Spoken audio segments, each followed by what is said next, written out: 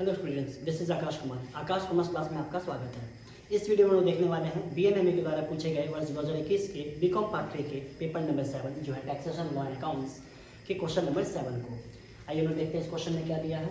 अच्छा, सबसे पहले ये जान लीजिए कि ये क्वेश्चन कौन से चैप्टर से आया है। ये क्वेश्चन आपका है income from house property. 5 head में से पहला हेड है ये इनकम फ्रॉम हाउस प्रॉपर्टी। क्या होता है इस हेड में, पहले हाउस हेड के बारे में जान लीजिए। हम जो इंडिविजुअल्स हैं, इंडिविजुअल्स जो इनकम कमाते हैं उनका 5 हेड होता है, ठीक है, जिनमें से एक हेड है हाउस प्रॉपर्टी।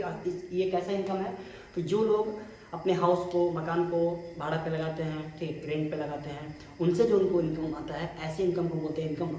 ये इनकम किस हेड में जाता है, इनकम हम हाउस प्रॉपर्टी के हेड में जाता है। ये देखते हैं इसमें क्या है क्वेश्चन। पहले क्वेश्चन पढ़ते हैं एज यूजुअल। मिस्टर जेड, ये देखिए मिस्टर जेड एक इंडिविजुअल है, ओन सेवरल प्रॉपर्टी, जिनके पास क्या है, इनका अपना कुछ प्रॉपर्टी है, हाउस प्रॉपर्टी है इन हिज टाउन, पटना है ना, पटना में इनका है। फेयर रेंटल वैल्यू जिनका कितना दिया, all property was estimated by municipal corporation was 1 lakh रुपया पर मंथ। यानी कि इनके घर का, इनका जो घर है, इनके घर का जो फेयर रेंटल वैल्यू है, मतलब बोले तो आप कह सकते हैं मार्केट वैल्यू, जो नॉर्मल वैल्यू है कितना है, 1 लाख रुपया पर मंथ है। यानी अगर ये मकान किसी को भाड़ा पे दिया जाए तो 1 लाख रुपया महीना उनसे चार्ज किया जाएगा। हाँ, यहाँ देखिए ये पार्ट है 1/4 पार्ट, यानी 1/4 of the property was occupied by mister Z. यहाँ पे इसको फोकस कीजिएगा, देखिए क्या लिखा हुआ है, पूरे घर का 1/4 हिस्सा क्या है, मिस्टर जेड के द्वारा खुद ऑक्यूपाइड किया गया, मतलब वो खुद रहते हैं उस घर में। एंड रेस्ट पोर्शन जो है वो क्या है, लेट आउट है ना, बाकी क्या है, भाड़ा पे लगा हुआ है, ठीक है। यानी उनके पास एक घर है जिनका फेयर मार्केट वैल्यू 1 लाख है, और घर का जो 1/4 हिस्सा है वो क्या है, उस पर मिस्टर जेड खुद रहते हैं, और बाकी जो हिस्सा है वो क्या है, उन्होंने भाड़ा पे लगा के रखा है, ठीक है। During the previous year he was paid municipal taxes ₹50,000, repair 30,000। उन्होंने क्या किया है, देखिए म्युनिसिपल टैक्स पे किया है 50,000 का, रिपेयर पे किया 30,000 का। Interest on borrowing of house maintenance loan 2 lakh. एक लोन लिए थे वो अपने घर को मेंटेनेंस करने के लिए, ठीक है, कह सकते हैं आप। तो उसका जो इंटरेस्ट उन्होंने चुकाया है, कितना चुकाया है, 2 लाख रुपया। फायर इंश्योरेंस प्रीमियम 12,000 रुपया है, और अदर चार्जेस कितना है, 50,000 रुपया। ये पूरा क्वेश्चन था। आपको कहा जा रहा है कि मिस्टर जेड के द्वारा कितना इनकम हुआ उनके हाउस प्रॉपर्टी से ड्यूरिंग द प्रीवियस ईयर। अब प्रीवियस से क्वेश्चन नहीं दिया था, तो चूंकि 2021 का क्वेश्चन है तो हम मान सकते हैं प्रीवियस ईयर 2021 का होगा, है ना, 21 मार्च 2021 का पूछा गया होगा। फिर भी डेट नहीं है, हम लोग डेट पर चर्चा नहीं करेंगे।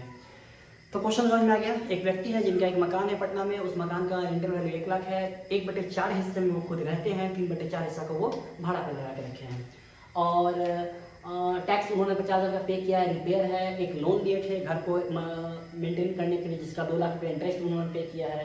फायर इंश्योरेंस प्रीमियम 12,000 है, और अदर एनुअल चार्ज 50,000 है। बस ये छोटा सा क्वेश्चन है। क्वेश्चन टैक्स का अक्सर क्वेश्चन छोटा ही होता है, लेकिन इसको जब देखते हैं, जब सॉल्व करने जाते हैं तब पता चला उसके अंदर कितनी सारी बातें छुपी है।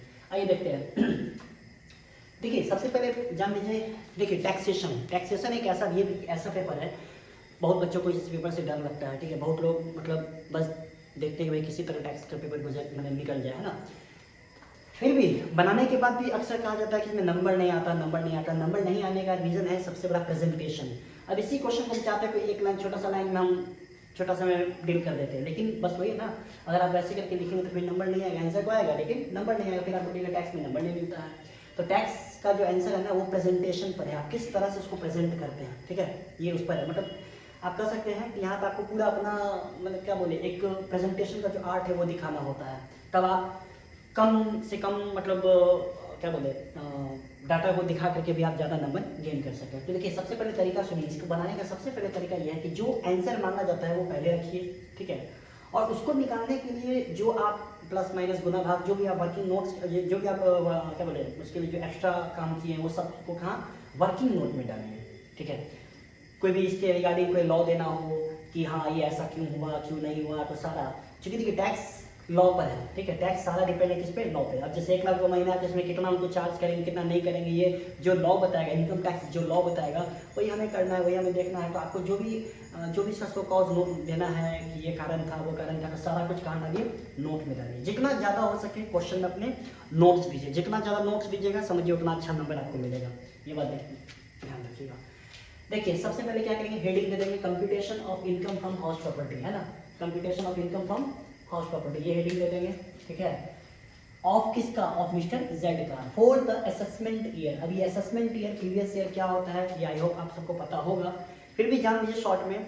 हम जिस वर्ष का टैक्स निकालते हैं वो प्रीवियस ईयर कहलाता है, ठीक है, और जिस वर्ष का उस पर रेट लगाते हैं, टैक्सेशन रेट लगाते हैं, वो असेसमेंट ईयर कहलाता है। यानी अगर देखा जाए तो 2021 2021 यानी 1 अप्रैल 20 से शुरू हो रहा है, 21 मार्च से खत्म हो रहा है, तो 21 खत्म होने पे जितना आप इनकम कमाए वो ऑब्वियस सी बात है वो उसका टैक्स आपको 2022 में देना होगा।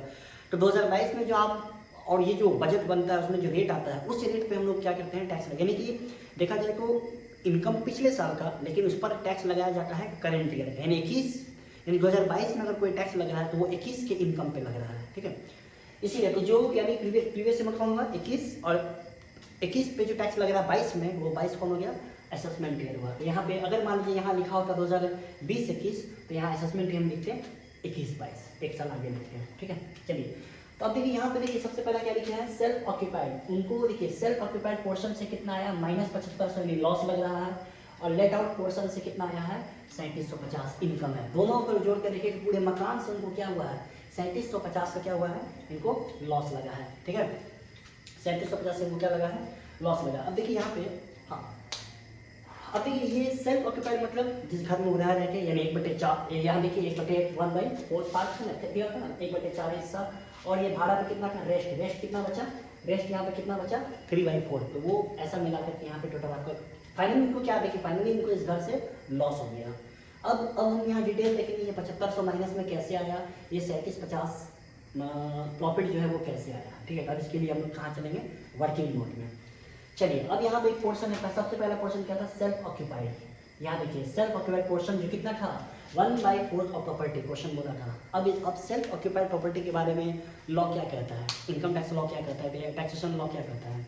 जिस घर में आप रहते हैं, ठीक है, जिस घर में आप रहते हैं उस घर का जो एनुअल वैल्यू होता है, यानी उसका जो एबी होता है वो नील माना जाता है, ठीक है।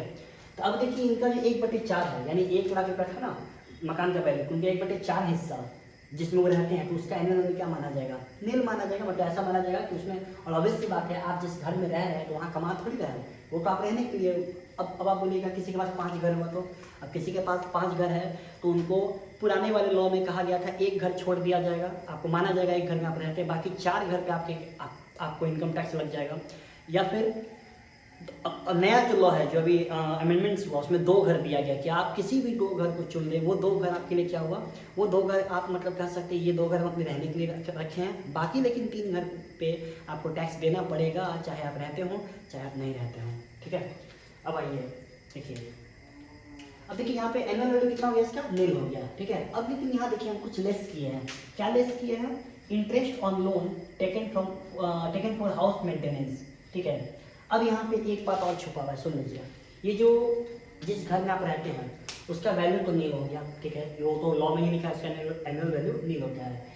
लेकिन इस घर में आपको अगर कोई इस घर को के लिए अगर आप कोई लोन लिए होंगे तो उसका जो इंटरेस्ट होता है उसका आपको डिडक्शन मिल जाता है। ये लॉ में लिखा है कि आप अगर इंटरेस्ट दे रहे हैं इसका डिडक्शन आपको मिलेगा। तो देख लीजिए इनको डिडक्शन मिला है, जिस कारण से इनका क्या हुआ, लॉस में, क्योंकि इनकम तो है नहीं, तो 0 में कभी माइनस करेंगे तो क्या होगा, लॉस ही आ जाएगा। तो फाइनली वो क्या हो गया, लॉस में चला गया। अब यहाँ एक सबसे बड़ा सवाल ये है कि यहाँ देखिए, यहाँ लोन कितना दिया हुआ है, इंटरेस्ट ऑन लोन 2 लाख दिया है, जबकि हम यहाँ कितना लिए हैं, देखिए 30,000। 1/4 क्यों किए हैं वो तो समझ गए होंगे, 1/4 क्यों है, क्योंकि 1/4 पोर्शन है ना, तो 1/4 में रह रहा है तो सब कुछ 1/4 है ना, मैंने पूरा बंटवारा, ऐसे समझिए बंटवारा पूरे घर का, ये पूरे घर का है ना, ये पूरा क्या हो गया, बंटवारा हो गया है ऐसा करके। 1/4 में ये क्या कर रहे हैं, खुद रह रहे हैं, और 3/4 में क्या कर रहे हैं, भाड़ा लगा रहे हैं। तो पूरे घर का जो 1/4 है वो अलग हो जाएगा, ठीक है। कि ये जो इंटरेस्ट पूरे घर पे लगा था ना, ये जो इंटरेस्ट देख रहे हैं 2 लाख, ये पूरे घर का है, तो 2 लाख का 1/4 सेल्फ ऑक्यूपाइड में चला जाएगा, 2 लाख का 3/4 कहाँ चला जाएगा, लेट आउट पोर्शन में चला जाएगा। अब यहाँ फिर भी सवाल अभी भी है कि हम यहाँ 30,000 क्यों लिए, 1/4 तो समझ में आगे क्यों लिए, यहाँ नील एवी नील क्यों गया, वो तो लॉ ही कहता है, एज पर लॉ। आप यहाँ ऐसे लिख सकते हैं, ठीक है, एज पर लॉ, ठीक है, लॉ के अनुसार जिस मकान में आप रहते हैं उसका भी नहीं होता। चलिए वो बात समझ में आ गया, इंटरेस्ट। अब यहाँ सवाल है 30,000, ये 30,000 रुपया क्यों हम लिए है ना, ये 30,000 क्यों लिए, क्योंकि वहाँ दिया 2 लाख। अब यहाँ पर एक फिर से एक लॉ है, ये टैक्स पूरा लॉ से ही भरा है। अगर आप लॉ नहीं ध्यान रखिएगा, सीधा और सिंपल इसको मैथमेटिक्स की तरह बना के निकल जाएगा तो गलत हो जाएगा, क्योंकि लॉ ध्यान रखना होता है ना, ऐसा क्यों। आप देखिए यहाँ 30,000 क्यों है, अब आइए देखते हैं। अब देखिए 30,000 और मैक्सिमम 2 लाख, मैंने 2 डिडक्शन है, मैंने लॉ में कहा गया है कि आप मैक्सिमम 2 लाख तक ले सकते हैं और 30,000, तो कब 30,000 मिलेगा और कब 2 लाख मिलेगा, इसके लिए कुछ कंडीशन है। देखिए कंडीशन यहाँ लिखी है ना, यहाँ पे कंडीशन लिखा हुआ, देखिए पढ़िए।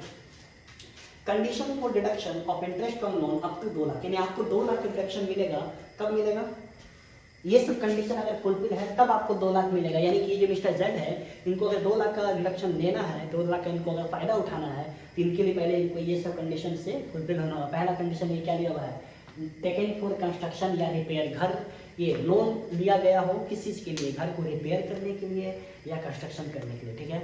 अब आप बोलिएगा सर यहाँ तो मेंटेनेंस है, यहाँ देखिए मेंटेनेंस लिखा हुआ है, ये मेंटेनेंस रिपेयर तो हो ही रहा है, ठीक है। तो फिर भी एक कंडीशन है, सारा कंडीशन फुलफिल होना चाहिए। चलिए एक कंडीशन थोड़ा देख ले, मान लेते हैं चलो मिल गया, एक कंडीशन फुलफिल है। दूसरा कंडीशन देखिए, लोन कब लिया जाना चाहिए, 1/4/1999 के बाद। देखा जाए कि ये भी कंडीशन पूरा है। क्यों पूरा है, अब देखिए नहीं आप नहीं कह सकते पूरा है, क्योंकि देखिए यहाँ डेट नहीं दिया है, कहीं दिया है लोन कब लिया था, नहीं दिया था, तो ये 1999 के पहले का भी हो सकता है, ठीक है।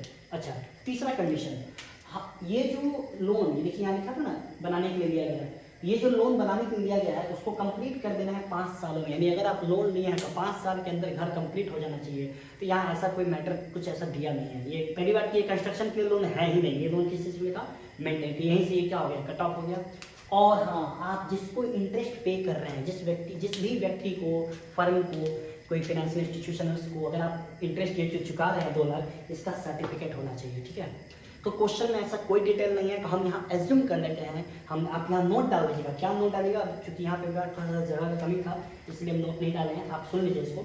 एक नोट यहाँ पे डाल सकते थे कि यहाँ पे इंटरेस्ट ऑन लोन इसको 30,000 ही मिलेगा, 2 लाख नहीं मिलेगा, क्योंकि उन्होंने इन सब कंडीशन को क्या किया है, फुलफिल नहीं किया है, ठीक है। हम देखिए बार बार बोल रहे हैं, इनकम टैक्स के पेपर का मतलब है नोट्स, जितना नोट, वो गांधी जी वाला नोट नहीं, ये वर्किंग नोट, जितना भी आप नोट दीजिएगा उतना, जितना नोट दें उतना अच्छा, आपका आंसर उतना डिफरेंट और उतना अच्छा स्कोरिंग पेपर हो जाएगा, अच्छा नंबर आएगा।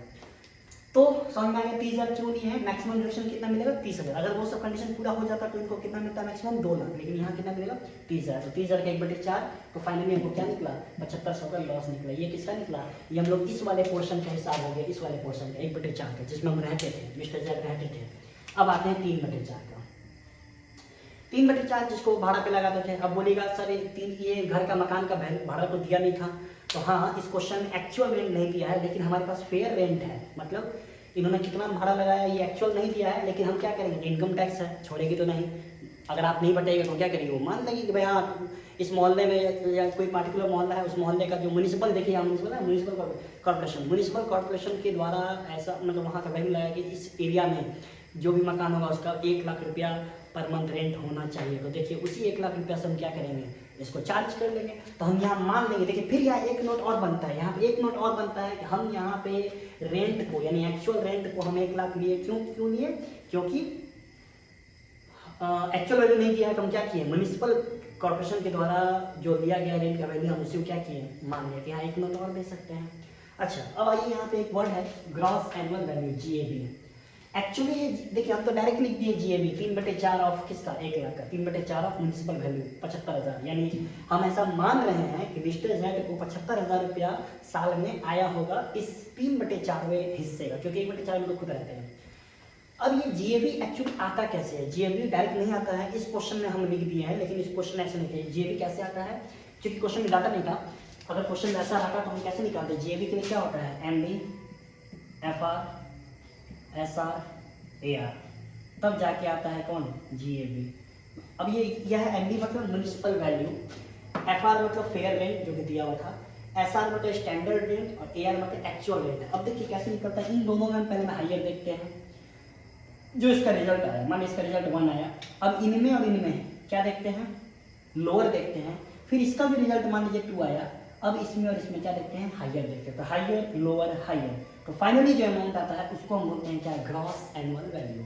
लेकिन चूंकि इस क्वेश्चन में कुछ नहीं दिया था, ना म्यूनिसिपल वैल्यू है, ना फेयर रेंट था, स्टैंडर्ड रेंट नहीं है, एक्चुअल रेंट नहीं है, तो जब ये चारों दिया जाता ना तो हम GAV कैसे निकालते, municipal value, fair rent which is higher, फिर जो रिजल्ट आया उसका स्टैंडर्ड रेट से कंपेयर करते हैं विच इज लोअर, फिर जो रिजल्ट आया उसका एक्चुअल रेट से कंपेयर करते हैं which is higher, higher lower higher, इधर याद रखिएगा MB FR SR AR।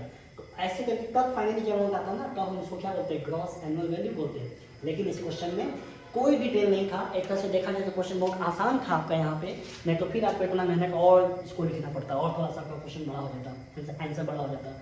तो हम क्या किए, डायरेक्ट मान लिए यहाँ पे आपका एक वर्किंग नोट फिर से आ रहा है क्या कि यहाँ पे हम जीएवी को क्या किए 75,000 ले लिए, 1 लाख का 3/4, क्योंकि ये बाकी डिटेल नहीं दिया था। ठीक है, तो चलिए आगे चलते हैं। अभी यहाँ पे 75 आ गया। अब सुनिए, अब इसके बाद क्या घटाते हैं हम लोग, म्यूनिसिपल टैक्स। अब इसके म्यूनिसिपल टैक्स के लिए भी एक लॉ है। ठीक है, क्या लॉ है इसके लिए, तो म्यूनिसिपल टैक्स जो है वो पेड किया जाना चाहिए, मतलब आउटस्टैंडिंग नहीं कि हाँ बकाया है, ऐसा नहीं। अच्छा, ये भी एक बात है कि आप म्यूनिसिपल टैक्स ऐसा नहीं कि आप जिस ईयर का बना रहे हैं उसी ईयर का नहीं, आप 10 साल का म्यूनिसिपल, पीछे 10 साल या एडवांस 10 साल आप कितना भी म्यूनिसिपल टैक्स पे करें वो सब डिडक्टेबल है। बस कंडीशन ये है कि पेड होना चाहिए, और दूसरा उसी में कंडीशन है पेड बाय ऑनर होना चाहिए, मतलब इसका भुगतान होना चाहिए। और भुगतान कौन करे, ऑनर। जैसे मान लीजिए मकान में जो भाड़ेदार है, अगर वो जो टेनेंट है, अगर वो टेनेंट मान लीजिए कि रेंट पे म्यूनिसिपल टैक्स पे कर रहा है तो आपको डिडक्शन नहीं मिलेगा। ठीक है, तो कौन किसके द्वारा पेड हो तो मिलेगा, ओनली ऑनर। सिर्फ बिजनेस का जो बिजनेस होता है, जो मकान का मालिक है उसके द्वारा पेड किया जाना चाहिए, और दूसरा ऑनर के द्वारा किया जाना चाहिए। अच्छा, किसी भी वर्ष का हो, 4 साल पीछे का हो, 4 साल आगे का हो, उससे कोई मतलब नहीं। ठीक है, दैट डजंट मैटर। ठीक है, सिर्फ खाली 2 condition, municipal tax must be paid, दूसरा it must be paid by owner only. ये 2 कंडीशन फुलफिल है तो आपको इसका डिडक्शन मिल जाएगा। तो यहाँ देखिए लिखा था म्यूनिसिपल टैक्स, कहाँ गया, हाँ म्यूनिसिपल टैक्स, ठीक है, पेड बाय है ना, कौन, मिस्टर ही मतलब कौन, mister Z, he was paid municipal tax 50,000। अब देखिए फिर यहाँ पे एक सवाल है, 50,000 तो पूरे घर का है ना, ये पूरे घर का है। ठीक है, हम तो कितना का हिसाब कर रहे हैं, 3/4 का, तो इसमें से क्या करेंगे, 3/4 को ही हम इसमें से घटाएंगे। क्लियर है, 1/4 चला गया उस वाले में, रहने वाले में। इसके बाद क्या हम लोग घटाते हैं, अनरियलाइज रेंट। तो चूंकि इस क्वेश्चन में अनरियलाइज रेंट नहीं है, इसीलिए इसको हम छोड़ दिए। अब आगे बढ़ते हैं, इसको माइनस कीजिए, क्या निकला, एनुअल वैल्यू। देख लीजिए यहाँ पे इसका एनुअल वैल्यू क्या था, नेट था, क्योंकि सेल्फ ऑक्यूपाइड का एनुअल वैल्यू हमेशा नील होता है, लेकिन इसका एनुअल वैल्यू कितना आ गया, माइनस करके 37,500। अब आते हैं स्टैंडर्ड डिडक्शन। स्टैंडर्ड डिडक्शन कितना कहा गया है, तो लॉ में, इनकम टैक्स लॉ में कहा गया ये 30% दिया जाता है किसका, एनुअल वैल्यू का। तो देखिए 37,500 का 30% 11,250। ठीक है, और अब इसके लिए भी कुछ बातें हैं। क्या बातें हैं कि जब आपको स्टैंडर्ड डिडक्शन मिल जाता है तो फिर किसी भी तरह का खर्चा नहीं मिलता है, जैसे fire insurance, other annual charge, ये रिपेयर, ये सब कुछ नहीं मिलेगा। देखिए नोट हमारे हैं ना, fire insurance premium, other expense ETC will not be allowed as deduction since standard deduction allowed already given. Standard deduction मिल जाता है इसी एक्चुअली ये स्टैंडर्ड डिडक्शन इसीलिए दिया जाता है, नहीं तो क्या होता ना, कोई आता बोलता हमको इतना लग गया, हमको इतना लग गया, सब अपना खर्चा दिखाता और सारे प्रॉफिट क्या करता है, लॉस में ले जाता है। इसीलिए गवर्नमेंट बोले नहीं सुनो, किसी का नहीं सुनेंगे, 30% जाओ। अब 30% में तुमको जो करना करो, ज़्यादा लगा तुम्हारा गया, कम लगा तुम्हारा बचा। ठीक है, तो 30%। अब आता है इंटरेस्ट ऑन लोन। याद कीजिए वही 30,000 वाला कंडीशन, 2 लाख तो मिलेगा नहीं क्योंकि ये सब कंडीशन फेल है, तो मिलेगा 30,000। अब 30,000 में क्या था, 1/4 इसका पोर्शन था, तो 1/4 इसमें से घटा दिए। अब 3/4 इसका पोर्शन था, तो देखिए 30,000 का 3/4 22,500 इसमें से लेस कर दिए। तो फाइनली कितना आ गया, 37,50। और ये पॉजिटिव आया है, इसलिए यहाँ पे इनकम हुआ, यानी कि मिस्टर जेड को जिस घर को भाड़ा पे लगाए थे 3/4वां हिस्सा, उससे इनको प्रॉफिट है, और जिसमें खुद वो रहते हैं वहां से इनको क्या है, 7500 का लॉस है। तो जब हमको क्या मांगा था, पूरे प्रॉपर्टी का मांगा था ना, पूरे प्रॉपर्टी का मांगा था, तो दोनों को जोड़ देंगे। देखिए यहाँ पे दोनों को जोड़ रहे हैं, देख रहे हैं, सेल्फ ऑक्यूपाइड और लेट आउट, तो दोनों को जब माइनस प्लस करेंगे तो नेट आंसर क्या निकला, लॉस निकला 3750, यानी एक पोर्शन से प्रॉफिट और दूसरे पोर्शन से हाँ लॉस निकल गया। ठीक है, यहाँ पे आपका इनकम आ गया, समझ गए, यहाँ पे लॉस हो गया, यहाँ पे इनकम हो गया। अच्छा, दोनों को सम करेंगे तो फाइनली मेरा आंसर क्या निकला, लॉस फ्रॉम हाउस प्रॉपर्टी कितना, 3,750 रुपया। ठीक है, तो फाइनली कोई क्वेश्चन में अच्छे से डील कर दिए। अब देखिए हम बोले थे नोट, तो यहाँ पे नोट हम 3 नोट हमारे हैं, क्योंकि थोड़ा सा जगह का मेरे पास इशू है, तो 1-2 नोट हमारे से आपको ऊपर से बता दिए किसके लिए, एक नोट बता दिए इंटरेस्ट के लिए, क्योंकि इंटरेस्ट इसको 30,000 मिला क्योंकि ये लोग कंडीशन फुलफिल नहीं किए। दूसरा नोट क्या बताए थे, कहाँ बताए थे दूसरा नोट बताए थे, कहाँ बताए थे, हाँ ये वाला, नहीं ये तो बता ही दिया ना, स्टैंडर्ड है तो ये नहीं मिलेगा। हाँ ये वाला बताते हैं ग्रॉस एनुअल वैल्यू, हम यहाँ पे डायरेक्ट ग्रॉस एनुअल वैल्यू कितना ले लिए, 1 लाख का 3/4, क्योंकि यहाँ पे ये सब डाटा MB FR SR यानी municipal value fair rent standard नहीं दिया रखा, तो माइनस हायर लोअर हायर करके निकालते हैं। ठीक है, तो फाइनली आई होप हम बहुत अच्छे से समझा दिए आपको टॉपिक।